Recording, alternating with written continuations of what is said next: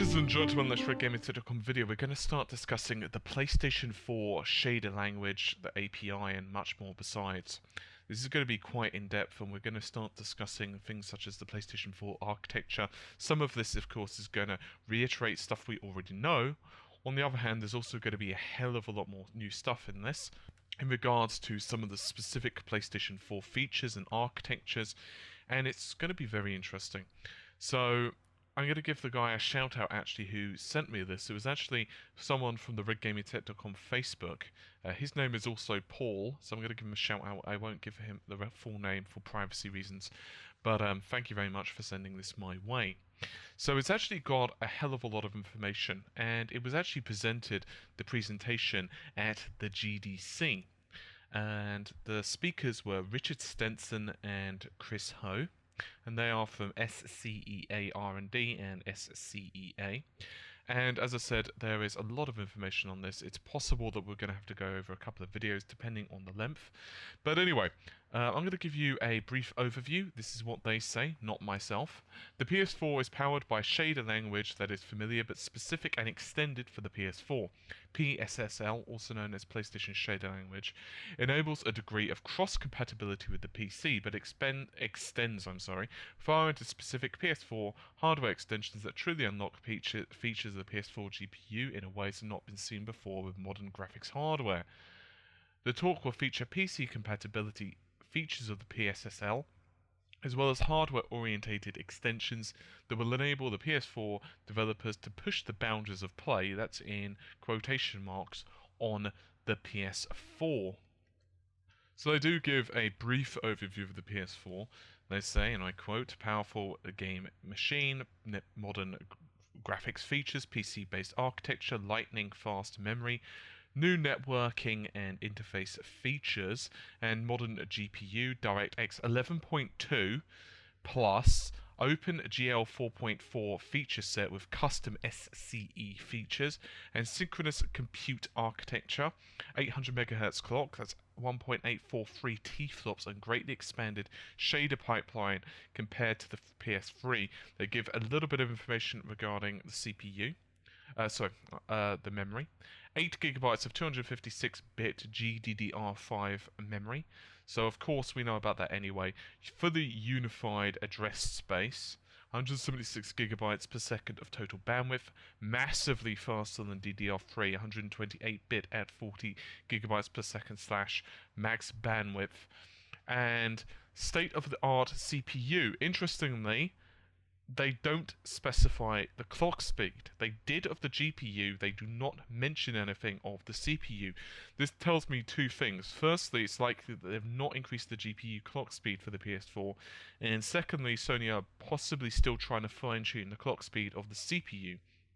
Hopefully I said that right, so GPU is probably locked, they haven't possibly said it for the CPU. There's so many bloody acronyms, sometimes you misspeak, so hopefully I said that correctly. Anyway, modern 64-bit / x64 architecture, 8 cores, 8 hardware threads, atomics, threads, fibers, ULTS, that's user level threads to those who are curious, and it also goes into CPU and RAM and GPU equals beyond fast. 8 CPU cores, high polygonal throughput, high pixel engine performance, and efficient branching of GPU shaders. So, they also ask a question, but what about development? And they do actually go over a few things that we've kind of knew, but they did clarify, which is a good thing, of course. PS4 is very approachable for development. They specifically mention DX11 and OpenGL 4.4 level shader language in PSSL. So in other words, that's completely supported. Great. They also mention powerful graphics API and C++ 11 CPU compiler. All of the expected system libraries and utilities, including network codecs, controller input, and much more is also included in all the development kits. And this allows a PC-like development platform, full Visual Studio integration, minimal work for good performance, built for AAA games and indies alike, built-in enabled to the... I'm sorry, I'll begin that again. Built to enable developers to push the systems. Good is just the start. Once you get ready for the deep dive, we support you there as well. So we're going to stop for now, and I'm going to do some analysis on this because some of you may not be so familiar with technology, and you know I don't like to just leave someone behind. So what does all of this mean? Well, I'm going to break it down pretty quickly. DX11.2/OpenGL feature sets means that porting games from PC, it doesn't really matter how they were created, whether it was DirectX in mind, or whether it was more the OpenGL type of route. This basically means whether it's created originally for Linux, whether it was created originally from, say, Windows-based ideas, it's going to be pretty damn easy to port the titles. You've got the basic APIs available, and we do know, of course, from previous comments that the languages are very similar, right? So DX11, most developers have said, well, the ones that have spoken out loud, that because of the x86/64 nature of the CPU, I'm just going to call the x86 because it's going to be shorter to say than rather the x86/64, but do know the CPU does of course have the 64-bit extensions. 64-bit extensions are pretty damn important. They do other things, but the primary thing is it allows the CPU to physically address more than 4 gigs of RAM. Otherwise you have that limit, and basically the rest of the memory in the system is just unreadable. It does do other things, but that's for a different video because that gets into a pretty complicated set of topics. You could do your own research. I'll probably make something of it soon anyway. Asynchronous compute architecture, and of course the memory that they've already discussed. This is pretty simple stuff. We know that because the CPU and GPU are addressing pretty much exactly the same pool of memory. In other words, it's unified, it's HUMA, which is Heterogeneous Unified Memory Architecture. In other words, I'm sure most of you know this anyway, but it's good to go over it just to refresh people's memories. Rather than having one pool of memory which is split into multiple sections. So for example, with the Xbox 360, which is a really good system to pick on for this example, back then it had a number of advantages over the PlayStation 3 because of the two different memory pools of the PS3. It actually had specifically two memory pools, two 256 megabyte blocks. So in short, you would have 512 megabytes. But the problem is there was no give and take there. So if a game required more graphics memory than what it did, say, game code memory, you're pretty much SOL. You can't do anything about it. That's just the way the system is architected. It's the way it's put together, and that was the vision that Sony had. The Xbox 360 was different. It had one pool of memory. I'm not including the small 10 megabyte buffer for the GPU primarily, but it had one memory pool, 512 megs, so exactly the same as the PS3. The difference is that that memory could be split however the balls the developers wanted. The difference is that, let's assume that you had a instruction. It doesn't matter what that instruction is. Let's just say go to the shops, right? Just to make this really easy and simple for people. And the CPU wants to access, go to the shops. Okay, it's in the CPU's memory section. So now the GPU needs to process that because the CPU is saying, okay, I'm done with this piece of data. The GPU needs it. The GPU can't then just go up to the memory section of the CPU and say, hi there, I'm just going to borrow this. No, it can't. What has to happen effectively is that the CPU copies that data over to the GPU section of the memory, and there you have it. So in other words, it doesn't matter if it's in one pool of total memory. They can just split it how you want. Think of it almost like having a big, I don't know, jug, and it feeds both people. That's what heterogeneous compute really is that the memory operations don't have to be copied. Both CPU and GPU can access exactly the same memory address space, so they could both work on things much easier, and that's really one of the great things about asynchronous compute because of the nature of GPU. And we know, of course, that the PlayStation 4 has had numerous things done to it, including buffing up the queue for compute. Of course, the volatile bit structure of the level 2 cache, which makes it a hell of a lot easier, actually, rather than, say, if the GPU, let's assume that you need a bit of processing done. Let's just use something really simple like, say, physics as an example. So the CPU wants help processing the physics of a jug falling. Well, what has to happen is that ideally now the level 2 cache of the GPU, the GCN architecture of the PS4, is geared towards the ability to just basically much better facilitate compute, because pieces of data inside the compute are actually earmarked with a volatile bit. Sorry guys, my phone just decided to go off right there. So they're basically marked with a volatile bit. In other words, the whole system is much better able to keep track of what's being used for compute, what's not being used for compute, and once something's been used, it doesn't have to flush the whole level 2 cache. That's a very simple explanation of compute. I have got a lot more on my PS4 GPU videos, which are currently featured in the front channel, which go into the versus the Xbox One compute, so you can check those out, I'm sorry, if you've not done so already. So, a few other small notes before we jump into this really any further. The first that I'd like to point out is that Sony still haven't, as I just mentioned earlier. So to clarify, it doesn't appear that the PlayStation 4 is going to be getting a GPU upclock. That's a bit of a shame, but I think Sony right now are pretty damn happy with the performance of the GPU. They know they've got a definite advantage over Microsoft. Also, upclocking the GPU increases the chance, to be honest with you, that you're going to start getting poorer yields. And considering that the PS4 is already going to be pretty damn difficult to produce in terms of the complexity of the GPU, the APU, should I say, it doesn't really make sense for them to add extra complexity. They could always bump it up post-launch if they feel particularly confident. CPU clock speed, I am a bit disappointed. It's not been confirmed. I would have liked for them to have sneakily added that in, but I guess they're trying to keep that one on the down low, so to speak. Anyway, regarding the cores, not particularly anything complicated.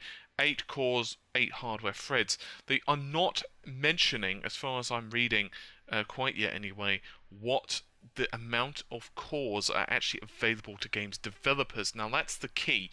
You may remember when I was doing my Killzone analysis, that's the Shadowfall one. I would recommend you check it out. It's really quite lengthy, and I've also done articles on it as well. They were using a set of tools that they somewhat created in conjunction with Sony, and you can actually see that there was a series of CPUs, or should I say cores, that were actually being utilized by Killzone. They had a primary worker thread, an orchestrator, which obviously helps to organize the rest of the CPUs and basically tell them what to process. But total, there were 6, right? So, if you do very difficult mathematical equation of 8 minus 6, you're left with 2. So right now there's a bit of a question on just how many are being allocated to system resources. Some people are saying that Sony are going back on what they said. Some people are saying that there's going to be 2 threads available, but as in like 2 threads for system resources.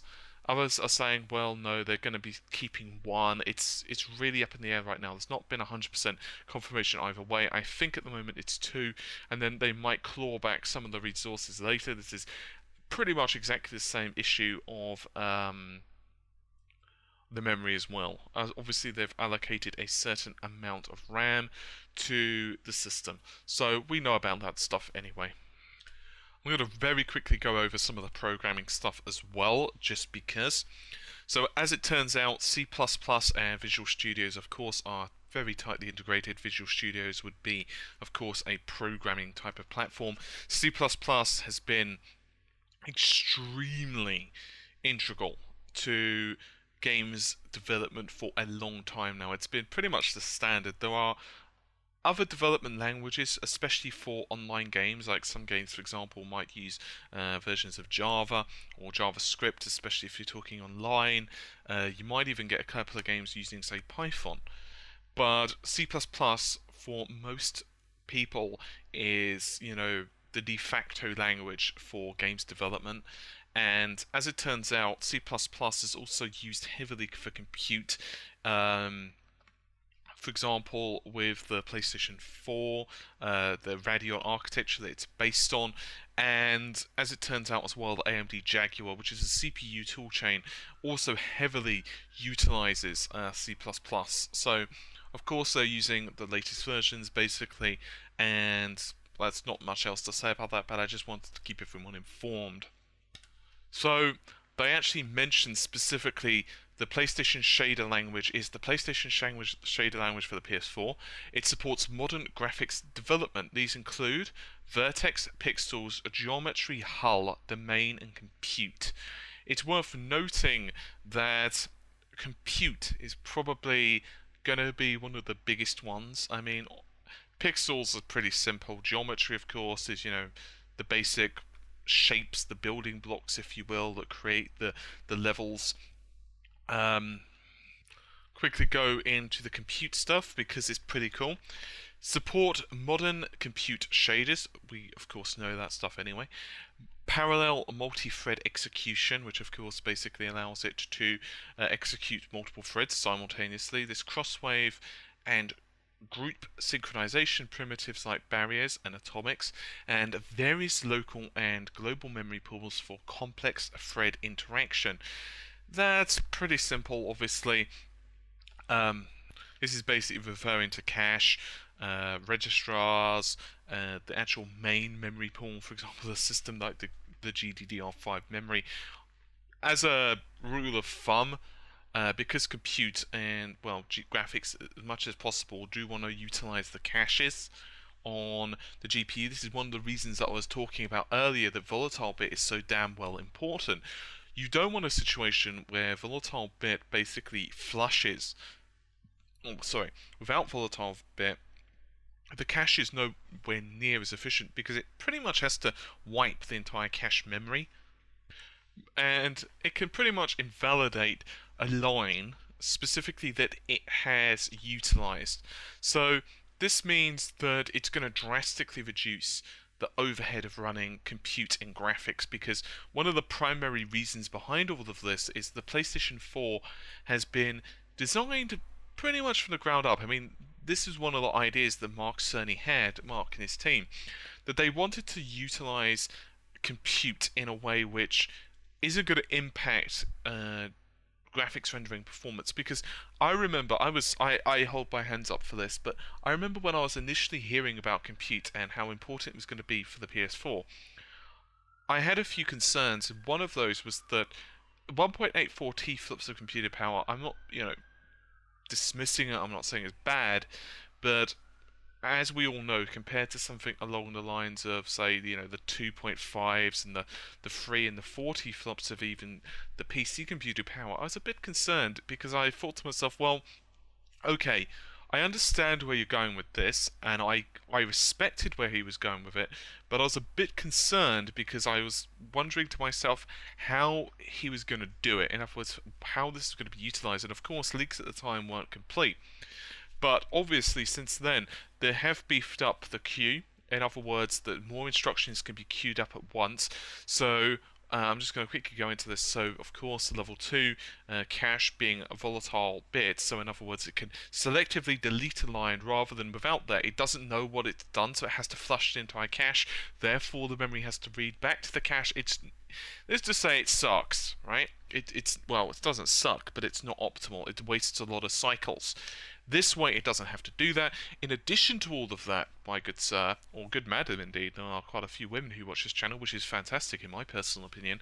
The other great thing about all this is because of the extended queue structure, the GPU could basically process compute instructions while it's not doing so much. In other words, while it's not flat out doing GPU calculations for, say, drawing a character, because obviously you don't want frame rate to be impacted negatively while it's doing other things, and that's one of the problems of compute, especially with games. Another issue, of course, in PC development is that it's only really started to come into fruition so consistently. I mean, technically, for example, the 8800, the 8000 series for NVIDIA, which is several years old now, that actually had the ability because it had all the stream processors then, but AMD cards couldn't do it. AMD cards sucked because they actually had a completely different method. They were using a very long word, 5 I believe it was back in the day. Then they reduced it to 4, which improved, but now they're using much better SMID type of single instruction multi-data, which is basically you send one piece of instruction and then multiple processors process that data. So it's almost like, oh, I don't know, think of it like, you want to decorate a house, and rather than telling one dude to do it, you have a small, let's say 4 people. So rather than say one person painting a wall, you're like, yep, okay, I'm going to get all of you guys to, decorate this wall. It's a very crappy and simple analogy, but hopefully it'll help to illustrate this. So anyway, the great news is, and this is what does PSSL, I'm sorry, look like. I'm having one of those days, I don't have a clue why, I'm having one of those I can't speak properly days. It follows PC conventions for shaders. This is ANSI C-style syntax encoding rules, includes the expected vectors, standard libs, C++ styles, structs with members, and supports static and dynamic flow. And so they've even given a few basic examples in this, which I'm not going to read out because it's pure programming language, which I'm not going to go into in this video. By the way, guys, one of the plans that I have in the not too distant future, I'm actually learning C++. Learning it to a pretty good degree, and you might be aware one of the guys who helps to do stuff on the channel, the kid, his name is, he also does games development, so him and I are going to be working on some stuff for you all. I'm not going to go into any more than that, just it's coming. Anyway, how PSSL is being developed: worldwide collaboration efforts, US R&D shader technology group, PS Vita shader compiling team ATG, graphics driver team ICE, that's ICE, GPU hardware teams and SDK. SDK stands for Source Development Kit managers, with tight feedback from Sony Worldwide Studios, Q&A team, and thousands of automated tests. So I want to point out a few things on all of these questions, right? Because I understand some of you guys might not be familiar with this, and I don't want to start leaving people behind because A, it makes people just tune out, and B, it's no fun for everyone. So I do want to spend a bit of time getting things up to date. I try to make sure that everyone understands what I'm saying. I have had a few messages where I've had to clear stuff up, but for the most part, most of you seem to understand it, which is really great. Maybe it just speaks to the intelligence of my audience. I have absolutely no idea. I will, however, as a slight warning, I will be talking about this in a vlog, but I will be also creating some really technical stuff as well. So if you're going to be watching the really technical stuff and you don't really know it, you're probably going to be completely confused. So I'll be making like some stuff where it's really baby steps and intermediate and some really tech stuff. But anyway, sorry, I'm completely going off the beaten path. So what does this mean? What does it mean to say, for example, includes standard libs? And what does it mean, for example, of CS-style structs with members? And what does any of that mean? Is basically what it comes down to. Well, this is actually quite complicated. I'm going to be showing you guys probably in the next day or two actually a basic idea of what C++ is. But libraries are, how can I put this? They're basically a standard selection of functions, right? So for example, I'm currently writing an application. I know I'm a bit behind on its release, but it is going to allow you to calculate the performance of GPUs and CPUs and much more besides. One of the reasons it's actually running behind is because, well, yeah, it's becoming a bit more complicated. In other words, I'm adding more functionality than I originally intended.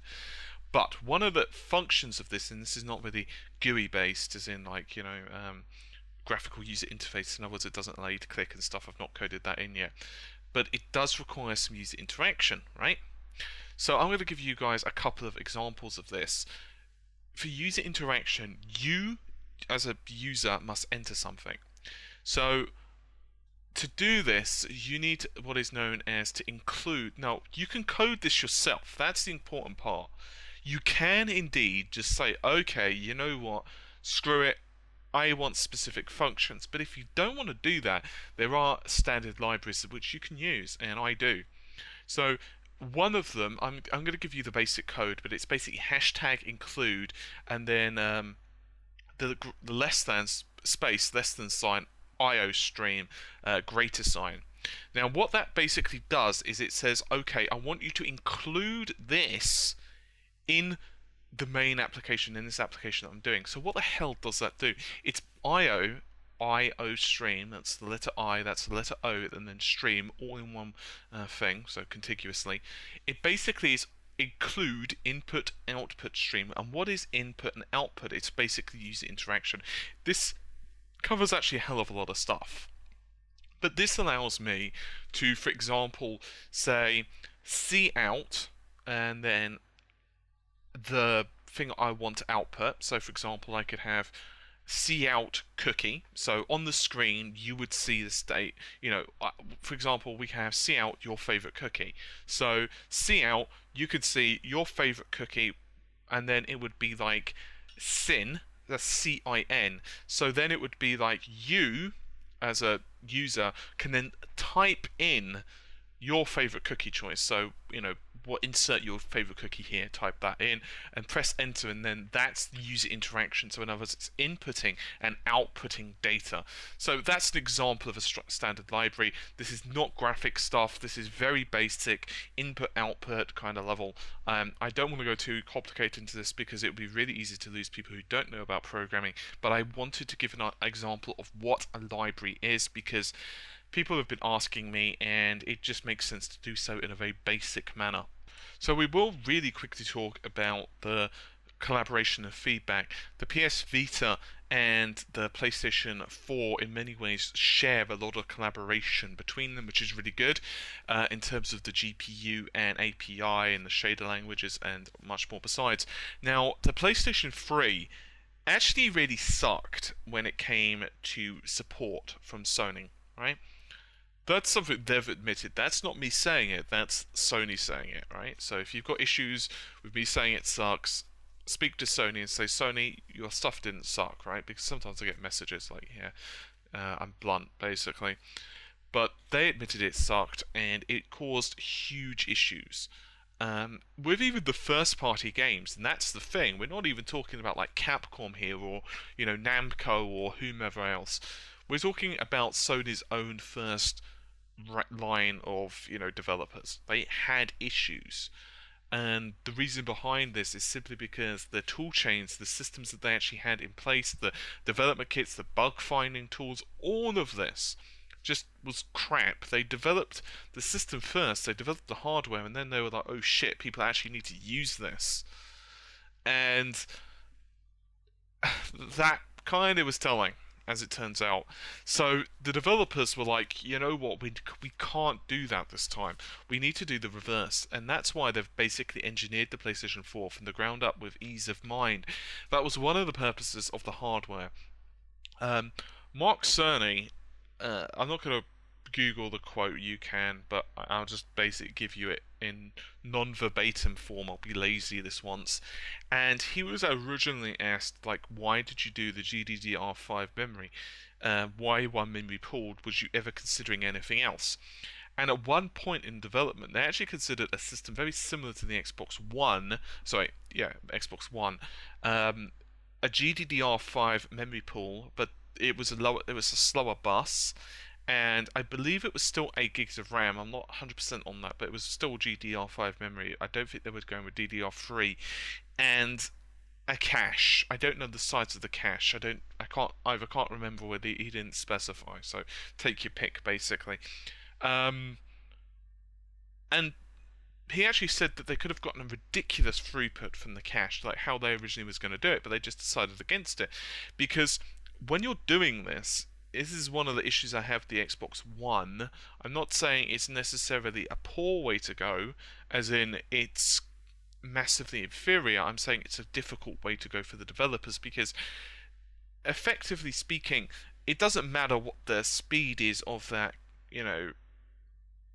on-die memory, right? It can be 100, it can be a gigabyte a second, it could be 100 gigabytes a second, it could be 300 gigabytes a second.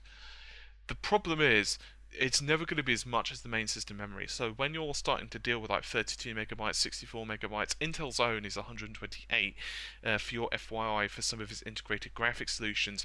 How they basically went is they said, okay, well, we know that right now, as acting as a frame buffer, double buffering. So in other words, it make sure that the frames run smoothly and all. They said we need 32 megabytes, which is what Microsoft went with. But then they said they wanted to double it. They doubled it for future because obviously you don't know how games development is going to expand in the future, fairly obviously. And then they said to themselves that they're going to double it again, so they ended up with 128. Just for your FYI and for a little bit of fun, you guys can, by all means work this out yourselves. But as it turns out, if you times 1280 by 720, and then you times that by 2.25, and then you divide that. So, you know what, let me start again, because I just confused myself. Sorry guys, I've just come back from the gym, so my brain's like screwed. Adrenaline and all, I don't know. I'm thinking it's actually more just, look, I want to fall asleep, but whatever. So if you times 1280 by 720, which is obviously 720p natively, you times that by 2.25, and then you divide that by, say, 1920, what you actually end up as the number is 1080. So that's just a very simple experiment that you can do. What my point with that is that it shows you that a 720p image takes up considerably less. A 1080p image basically takes up 2.25 times the amount of memory as a 1080 as a 720p image. So in other words, it's quite a hell of a lot more. And so as it turns out, if you actually want to find out how much size internally an image takes up in the buffer, you can actually do a pretty simple math. It's not 100% accurate, but you could take 1280 or by 720 or whatever you want to times it by, and then you can times those numbers together. So let's say 1280 by 720, you can times those together, and then you could times it by 8. Why 8? I hear you scream, because it's 8-bit per color per channel and blah. And then if you divide that a couple of times by 1024, because of the bits to bytes and megabytes and so forth, you get the actual amount of memory it takes up. So as it turns out, it's 7 megabytes ish for a 720p or 15 megabytes. This is not double buffering. This is not with anti-aliasing. That's a standard everyday image.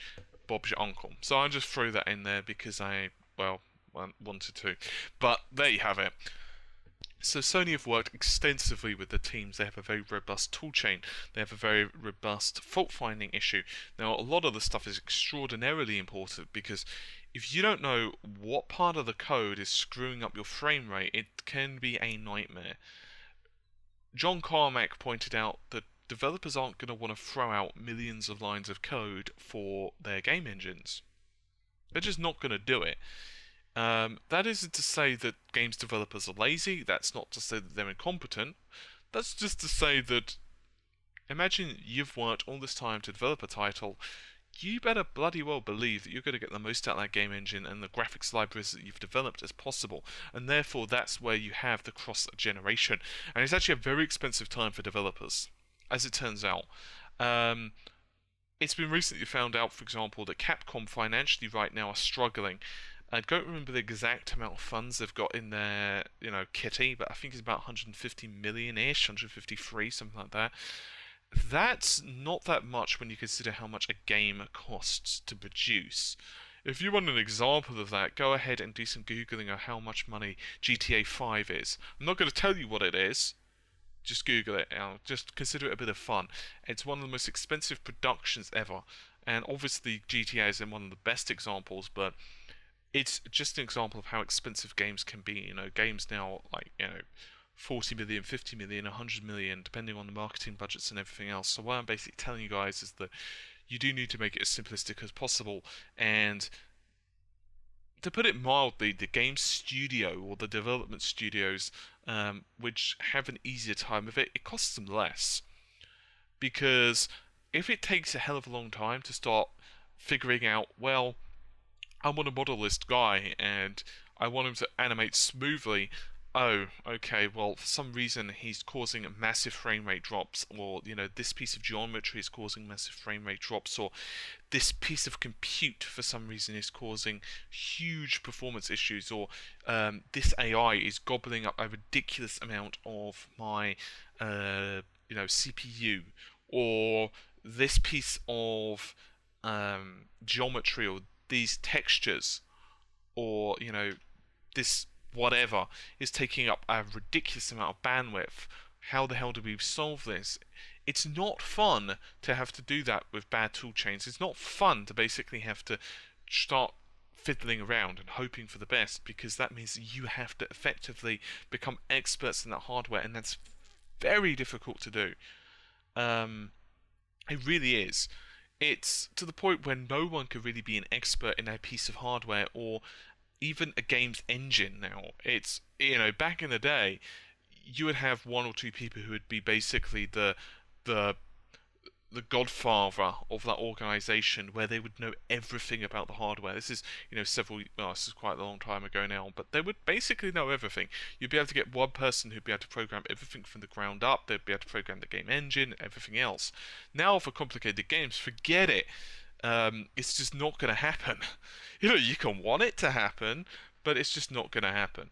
And so, if you've got issues along with the tool chains, it's extremely difficult. And so, Sony have worked really really diligently, and that's why they are so adamant in pointing out the various tests, the automated tests that the developers are able to actually utilize and perform to get this working. So anyway, that's about it for this particular video. It's already become a bit lengthier than I wanted it to be. Hopefully you found it useful. We have a lot more of this document to go through, and a lot more stuff to be learning over the next couple of days, actually. So with that said, I'm going to get going and take a few minutes to rest up and to eat, because I am very, very, very, very hungry. My tummy is getting the rumblies, and I will see you guys soon. Take care. Bye for now.